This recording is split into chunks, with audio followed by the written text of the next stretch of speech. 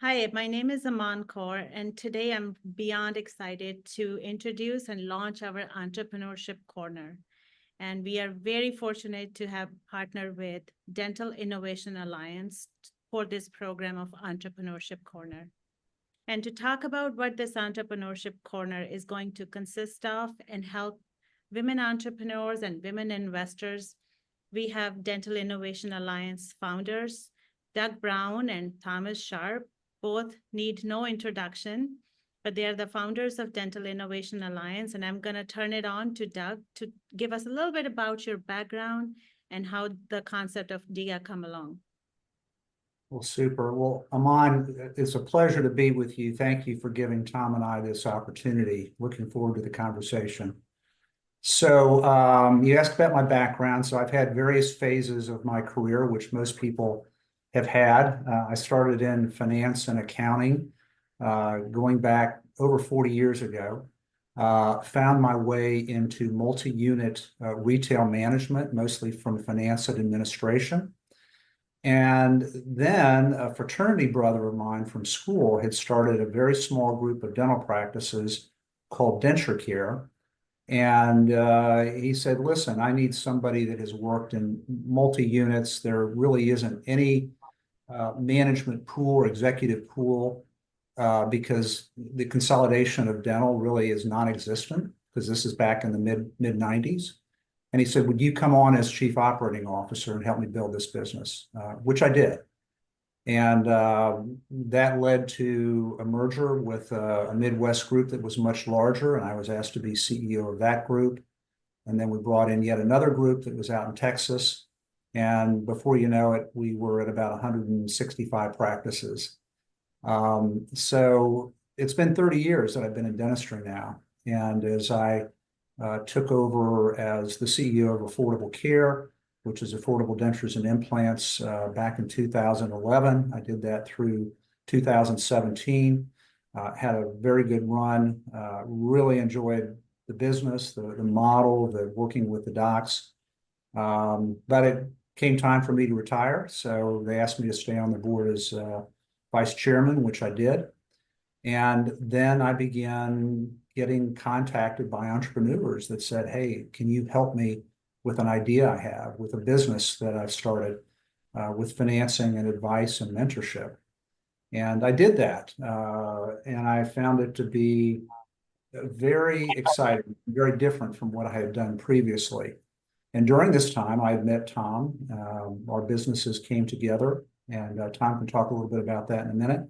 But we put our heads together. I bring more of the finance and accounting, and Tom brings more of the legal side. So I think we made a good pair going into this initiative. And you know, we were not intentional to say, hey, we want to build a firm, a venture capital firm. Let's just invest together. But one thing led to another. And we now have, I think, a really good team of people, and it's a great place to land where we can give back to dentistry that has given us so much. So I'll let Tom go ahead and introduce himself now. All right, thank you, Doug, and thank you, Aman. It's a pleasure to be here. So I've been in dentistry for 24 years now, and I had a training in business and in law. So year 2000. Graduated from law school, and I entered a small handful of dental offices we call DDS. And we built out a DSO structure around this and grew it through a de novo pathway. We did this for about 19 years. So I like to say it's an overnight success story that took almost 2 decades. But in 2019, we were 52 units big, and we were acquired by Affordable Care, where Doug was. And this group was backed by private equity. So I was able to join the board of it. I'm on the board with Doug as the vice chair, served in the governance role, worked on other executive projects like integration and digital dentures. And that era culminated when that entity, Affordable Care, was sold to a different private equity group. And it gave a perfect pivot point for me and Doug as we left there. And Doug mentioned, you know, we were being approached by different innovators with different kinds of innovations they wanted to get funding for and support for. So we started to do that on our own. And then we thought this would be so much better to do with a more robust diligence apparatus, or more robust LP base, more just support for those companies. So that was the genesis for DIA. But I would like to say that, in my life, kind of a people first and innovative focuses have been a large part of everything that I have done professionally. There are undercurrents in all those areas. In particular, the smaller DSO and then the larger DSO as well, but then especially in DIA. So very glad to be here with you and discussing this program. No, thank you so much for doing this. We are beyond excited. So Aman, maybe adding on a little bit on this topic as to the why. Right now, dentistry is at a point of needing a lot of innovation. Other healthcare verticals have really advanced a little more quickly. And why is that? Well, until DSOs, it was pretty much a cottage industry. And so you have individual dentists out there that are working, 40 hours plus a week.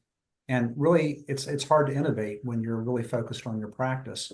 So with DSOs coming up, with business teams that are not having those day-to-day responsibilities, are able to look out, identify opportunities for innovation, pilot things, try them, help with integrating the systems. And we're really at that point where that is become a necessity. Workforce issues, we all know, payer issues, high debt, all of these things call for, really beg for, how can we be more efficient? How can we do more with fewer people and with more accuracy using technology that's out there? And we are in a very fortunate position where there are very few companies providing the capital and the services to help support these companies. And yet, as Tom has pointed out, that we have over 1,000 companies that are seeking capital. So very few of them are going to have the money, but we want to pick those that clearly have the best team, the best idea, and the best chance to be successful. And that's what we're built around.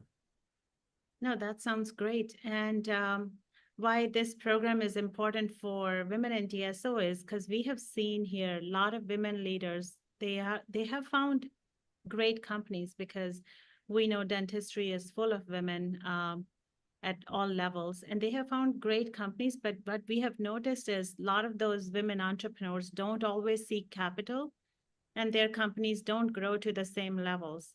And we know with not just dentistry, but in general, less than 3% of VC capital today goes to women-found and women-led companies. And it's even smaller in dentistry.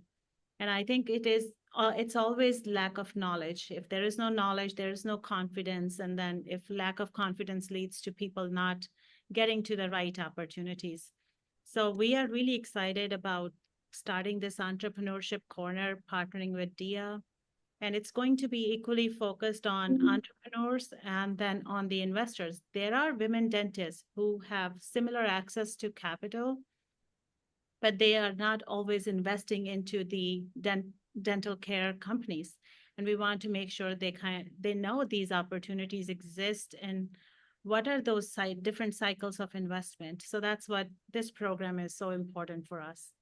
And I know you all have collaborated with us, so I really appreciate it. And if anything, Tom and Doug, you'd like to add why this program is important for DIA? Sure. I could add on something there.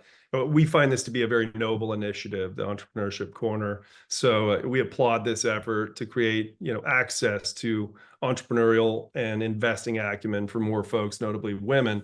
And I would just point out that in DIA, out of the 1,000 or so companies in our CRM system, we encounter very few women entrepreneurs. So kind of to your point, and perhaps it's because they don't know where to get the support. So if that's the case, we need to let women entrepreneurs out there know how to get funding sources, more access to those, and further their training and their knowledge, as you pointed out. The same principles can apply to investing opportunities as well, of course. And so we see the Entrepreneurship Corner as a method to do this. And one thing that Doug and I and the team at DIA talk about a lot is that we're in this business of advancing innovation. And in the process, we aspire to be this rising tide lifting all the stakeholder boats. And we think that our work at DIA with women in DSO in this Entrepreneurship Corner initiative can help satisfy these aspirations in an impactful way for the benefit of all those identified stakeholders. No, thank you so much. I've heard from Doug that, invest in the jockey. So if you have invest in right people, no matter what you put in front of them, they know when to pivot and when to make the right decisions. So Doug, any thoughts and comments when you think about women entrepreneurs and women investors wanting to invest? Well, we're on the lookout for the best entrepreneurs that we can find. And we're seeing a lot of really, not a lot, but we're seeing some women who have come to the dental industry, or they've come up in the dental industry that have wonderful, wonderful ideas. And so half of our team of professionals is made up of women. So we have Dr. Katie Lee as our chief clinical advisor, fabulous leader, speaker, author, motivator. We have Kaur, who heads up our fund administration, Meredith Martindale, who heads up our public relations. So we're big advocates of tapping the talent of men and women that can make our business successful, and obviously the portfolio companies that we invest in. Awesome. Before we get into details of what Entrepreneurship Corner program is going to have, I think it's an important question. Some learnings you all had during this experience. Tom, I'll start with you. So from our DIA perspective and having this as a startup, it's been a challenge. There's more work to it than I envisioned on the front end, especially with fundraising and some of these activities. But one of my key takeaways, and I think this gets back to the genesis story of DIA, is that it's better to do it with a proper team. And by this, I mean, as Doug just pointed out, we've curated this wonderful internal kind of administrative team, as well as a team of LPs or investors. And the people within these groups provide so much excellent intelligence, debate, skills, everything to the mix on the front end of the investing. For example, the due diligence is vastly improved. And this stretches beyond that kind of front end to the middle, to support of the portfolio companies, and then everywhere in between. So there's a proverb that says, if you want to go fast, go alone. If you want to go far, go together. And we at DIA want to go far. And I think that you at Women in DSO feel the same way. Yes, wonderful. And Doug, I'm going to have the same question for you. And I think maybe you could talk a little bit about the importance of due diligence. And it is the nagging feeling when you are an entrepreneur. But I was thinking if you could speak from the perspective how this can help those businesses be better, even if they don't get investment at that time. Yeah. Well, I think it's fair to say that rarely does a company look better than the first time you review and hear the pitch from the entrepreneur who is optimistic, has invested a lot of time putting together a great story. And of the 1,000 or so in our CRM, it's rare that you say that's just a terrible idea, right? They're all good ideas. It's just how big can the idea get? Do you have the team behind it that can really implement? Is there a history or track record of success?